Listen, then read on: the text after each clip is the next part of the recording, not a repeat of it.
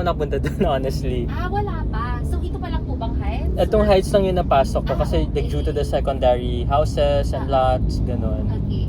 Now, for Tofino, we have these 3 enclaves. Okay. So, first is the Portofino Heights, yung kanina po na nakita yung natin. dun sa Danghai. Siya po yung unang na-establish of all the Portofino enclaves, spanning of 75 hectares in 350 up to 750 square meters of lot area. Yun nga, tas ang daming single loaded lots nakita ko dun sa isang block. Yes, Na, opo. Yun na may maganda kapag reselling. yeah, talagang So, makakapili mababa ka. pa yung presyo niya. Saka stretched out yung terms. Yes. Yeah. Actually, sir, we are extended ng timeless tradition. So, holiday promo namin. Okay. Currently kasi, we are selling at 127,500 for all Portofino lots. Okay. In Spark So, ano ba yun? Parang Mediterranean style or parang ganon. more or less Parang, ganon oo, siya? Parang ganon. NFC 5921.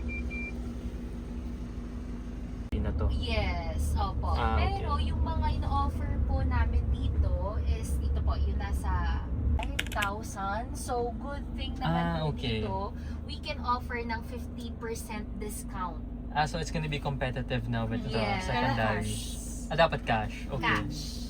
Okay. Yeah, from here to there. This whole stretch is still available under Brittany. Yeah. Okay. So if you pay at cash, that's more or less 85k per square na din, no? Yes, Parang at ganun. par na rin Opo. siya. Okay. Okay, that's nice. Sige. Ayan. Ang dami pa pala. Yes, Sinend ang dami ko pa to. pong available Dami dito. pa. Sinend ko to sa'yo. Double check ko ngayon, Nakita mo, mamaya. miss, yung application. Hirap ako. Parang ano siya. Ang Rina na po dyan. Okay. So Opo. road naman na siya, Yes, hindi the siya Amrina directly. Road. Opo. Okay. Going to Dasma. Okay. Opo.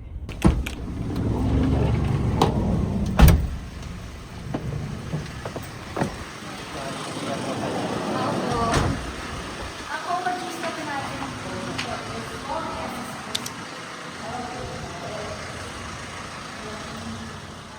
So right now we're walking through the clubhouse of Portofino South, and this is really where you feel what community is about. Portofino South is an Italian-inspired residential estate designed for people who value space, privacy, and a more intentional kind of living. It's located within Villar City, which means you're part of a master plan development but still tucked away in a private low-density environment. Here, amenities aren't just add-ons, they're designed to support everyday life, whether that's quiet mornings, weekend downtime, or spending time with family without having to leave the village. What I really appreciate about Portofino South is how it balances elegance and livability. The architecture is inspired by Italian estates, but everything is planned with modern needs in mind. For me personally, I usually look at 3 things: location, community planning, and long-term value.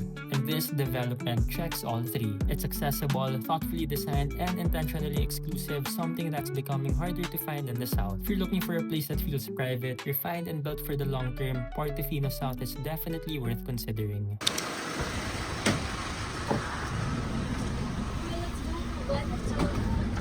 Yung main gate Yes, ni gate 2 na po tayo. ni And then, Veneto. ang Rina na yan. Okay. Gate 2 Veneto. Opo. Yan, diretso lang, di ba? Diretso lang, please. Naman mo lang, Actually, please. Diretso, tapos Kaliwa. left. Yun na yung landmark niya. Diba, kuya? Basta from gate 2. Ito yun, yung sa right side natin. Opo. Okay. Mataas na ito. So Roland pa talaga siya. Yes, Roland pa talaga siya. Kaya 2028. So, ang Spine Road natin will start dito, katabi ng White House. So, we are Okay. proposing na magkaroon dito Spine Road and then bridge connecting dito kay Veneto. So, para magkaroon ng access. Pero magkaka-different gate pa yan si Veneto Actually, or no more? we are proposing na magkaroon doon sa Amore Road, papuntang Villar Avenue. din. Okay. Para lang may access point pa rin siya. Pero malapit lang 'di ba, sir? Actually, from to gate 2. lang. Yeah, Oo. from gate 2. So yan, dito mag-i-start and then yan. Veneto na tayo. So that's Diba? Veneto over Mataas there, siya. right behind the perimeter lot. So it's a rolling terrain, but by 2028 it'll be ready. Dun tayo. Sa kabila na. So So, yun yung kailangan gagawa ng talaga. bridge. Okay, Yes. so the bridge will be there. Okay, Yes. sige. After the fence. Ganda. Nice. Can't wait. Mga 2028. Tagal pa pala. Swerte ng mga makakakuha. Pero sir, ng- ha, Actually. 5,000. Currently, Sobrang swerte. ano kasi, currently price per square kasi dito is nasa 140,000 na. So, So, Not knowing bad. na this one is pre-selling and part ng Portofino may stretch payment South, terms diba? It's pa a yan. win-win price That's talaga. true. Promo siya Promo. ng Timeless Tradition. So, we offer ng 50-55% Discount for from the cash. original price per square na Oh, wow. 127, 130. So, magkano na lang siya, Yeah, diba? Yeah, lalaban nga sa secondary for sure. Actually, talo talaga sa secondary market. Grabe lumalaban si Oo, Brittany. kaya ang daming ang daming mga kumuha Daming last habol. time.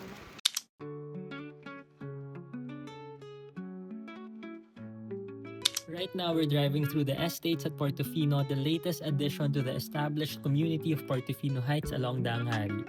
This is a low-density estate-scale development spanning approximately 3.2 hectares designed for buyers who value space, privacy, and a quieter residential environment. Lot sizes here range from about 400 square meters up to 1,000 square meters, offering the opportunity to build true estate homes within a carefully planned setting. The overall layout prioritizes generous spacing, landscape surroundings, and wide internal rows, which contribute to the calm and refined atmosphere of the enclave. The estates continues Portofino's Italian-inspired design language, supported by architectural guidelines that help maintain a cohesive and timeless character throughout the community. In terms of development timeline, the estate is expected to be ready for occupancy by around 4th quarter of 2026, giving buyers ample time to plan and design their future homes. Block Okay. 30, lot 8. Yan, yun nga lang. Ano siya? Perimeter wall. Pero kahit na, it's ano naman. Oo.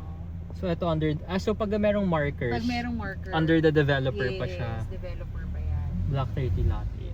For me personally, one thing I really appreciate about Portofino is how each enclave is designed for a different kind of buyer, but all under the same master planned vision. You have Portofino South, which offers Italian-inspired living with a balance of space, accessibility, and community. Ideal for families who want elegance without feeling too formal. Within Portofino South, you have Veneto, a newer, low-density enclave designed with a more modern interpretation of Italian estate living. Courtyard-centric, intentionally planned, and very limited in inventory. Then you move into Portofino Heights, which is larger in scale and known for its grand homes, wider roads, and more established estate feel. And of course, within that, you have the estates at Portofino, the most exclusive layer for buyers who want to maximize privacy, space, and long-term value. What ties all of these together is thoughtful planning, controlled density, and the fact that they all sit within Villar City, which continues to grow as a major lifestyle and investment hub in the south.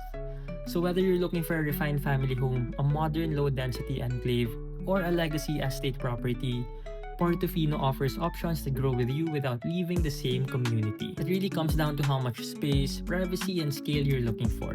And that's what makes Portofino a very strong long-term choice. So those are the new developments inside Portofino Heights and Portofino South. And if you want to check it out personally or you would want to know more details, please feel free to email or message me anytime. And please don't forget to subscribe and I'll see you on the next video.